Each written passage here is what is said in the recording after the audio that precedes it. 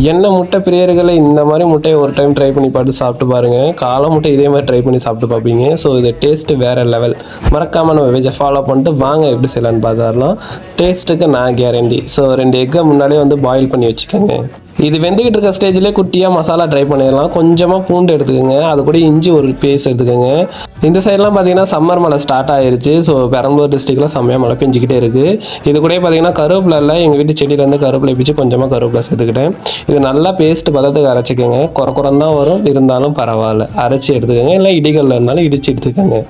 Next பார்த்தீங்கன்னா ஒரு பவுலில் மாதிரி கொஞ்சமாக மிளகாய் தூள் சேர்த்துக்கோங்க. அது கூட பார்த்தீங்கன்னா சால்ட்டு கொஞ்சம் சேர்த்துட்டு உங்கள் வீட்டில் நல்ல எண்ணெய் சேர்த்து நல்லா மிக்ஸ் பண்ணிக்கோங்க. வெந்த முட்டையை வந்து நடுவில் கீறி இந்த இதை ஸ்டஃபிங்கை வச்சு இது கூட பார்த்தீங்கன்னா லைட்டாக லெமன் ட்ராப்ஸ் கொஞ்சம் சேர்த்துக்கோங்க. ஸோ டேஸ்ட்டு சூப்பராக இருக்கும். இது முட்டை வேறு கேப்லேயே இந்த மசாலா ட்ரை பண்ணிடலாம். மஸ்ட்டு தான். நெக்ஸ்ட் டைம் கண்டிப்பாக முட்டை வைக்கிறப்ப இதை ட்ரை பண்ணி சாப்பிட்டு பாருங்கள். தேங்க்யூ ஃபார் வாட்சிங்.